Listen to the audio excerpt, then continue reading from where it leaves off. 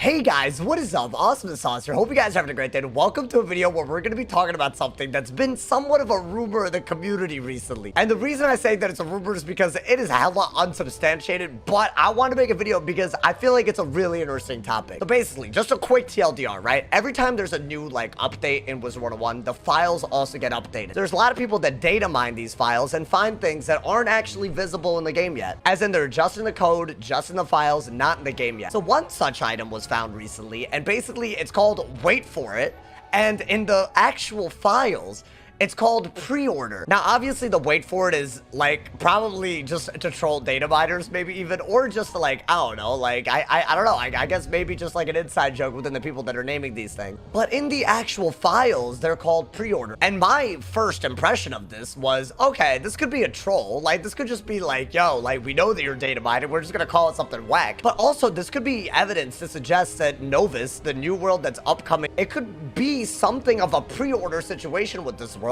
or maybe future update. And I want to talk about that because pre-ordering in Wizard101 is something that we've literally never seen before, as some might actually call test run, right? Test run might just be the pre-order version that we're looking at already. Essentially, if y'all don't know, if you have if you have membership, you can actually play test run. If you don't have membership, or if you haven't made a purchase recently compared to when test run launches, then you're not actually able to access test run. So when a big new world comes out, like Lemuria, like Novus, any of these worlds, you won't be able to play it unless you're a member. It's basically like you pre-ordered the world. Now, here's where I don't think test run is a pre-order. I think, in my view, a pre-order should be something that's not glitchy, that's not for testing purposes. It should be fully polished, and it should be basically ready for launch. It shouldn't be it shouldn't have anything that prevents you from going forward. It shouldn't be it shouldn't look like it just came out. So to me, the timeline of a pre-order would be test run launches. You can play it early and test it if you're a member, and then you can buy to pay it earlier when it drops in live realm, and then live realm drops. Now, if that is how something like that would be rolled out, I think that would be catastrophic, and that's part of the reason why I'm making this video. Maybe I'm totally jumping the gun, maybe it is a troll, but I do think that if that's how they roll out a pre-order, it could be one of the worst things the game has ever seen. It would divide the community into three groups: one that pays a little bit less but still pays to do a world early, and then the people that maybe just, I don't know, don't want to pay, but they probably have paid to get to the point where they can actually play Novus. And especially considering how late each of these test realms, these updates have dropped, I think even considering a pre-order until that whole situation is resolved is a huge mistake.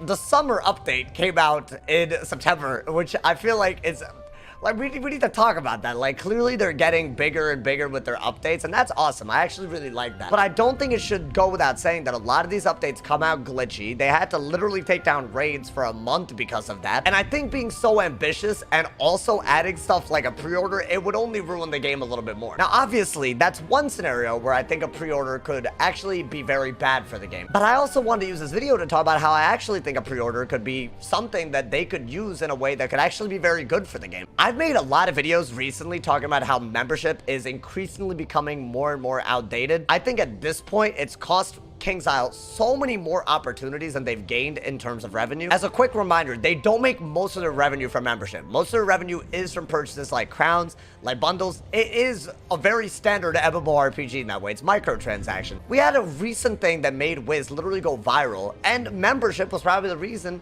why we didn't probably get as many players as we could have. I'm obviously spitballing because they did make membership free during this event, but what about all the people that genuinely would never play a game unless there isn't a membership? Could those people maybe be coerced maybe more into playing the game if they got rid of membership, and maybe they made some of that money back through some sort of pre-order system? I think that's an important question to ask, especially when we're looking at new revenue streams for Wizard101.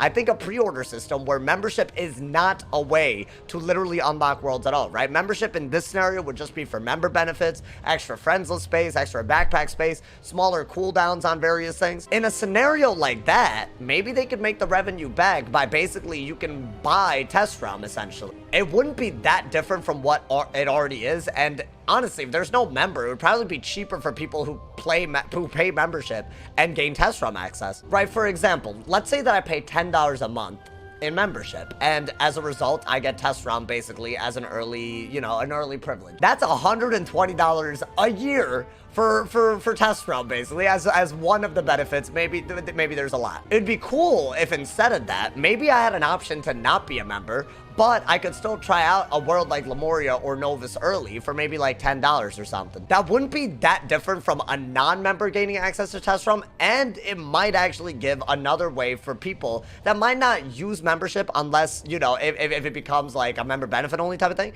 but they could still give Kings out money in a certain way so that they can experience the world. I think that would work even better if they went back to not just releasing one world a year. I think they could totally take back all their revenue. And in the meantime, while they get the revenue from players that are more loyal, that play the game later in, later levels, they could also start actually, decreasing the load that a newer player might have when they're playing the game. I think that would be super ambitious.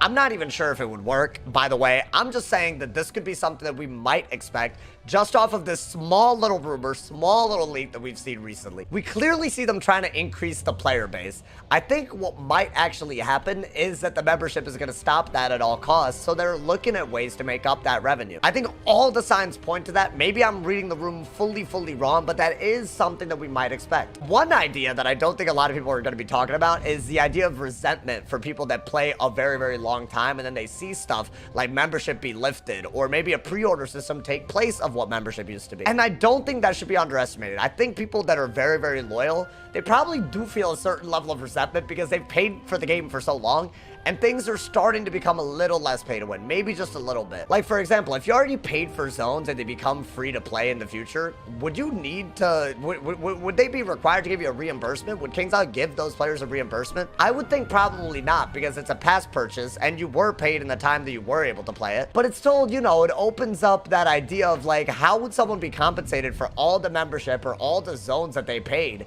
And now things are maybe becoming different, where now you pre-order a world instead of being a member for a world. Or they lift membership requirements, so you bought all those zones a long time ago. I think that is an issue they're going to have to tackle, especially if something like pre-ordering becomes a reality in Wizard 101. I'll be honest, this is a crazy-ass topic, but I would really like to see what you guys think about it in the comments. Would you prefer that they actually removed membership requirements for test ROM and instead just made it like a one-time payment? Or would you prefer the way that it is? I'm honestly a little undecided. I wouldn't want them to add it, without changing how membership works at all. I think that's one thing I just wouldn't be down for. But if maybe it saves money in other places, I don't know, maybe it could be a good thing for the game. I really don't know. I think it's a cool topic though, so I would love to hear y'all's opinions about what you might see in a pre-order world of Wizard 101. As always, drop a like if you enjoyed, leave a sub if you're new, and if somebody hasn't told you you're awesome today, they doing something wrong. I'll see y'all soon on the videos, the streams, all that jazz. Turn on noties, stay awesome, y'all, and yeah.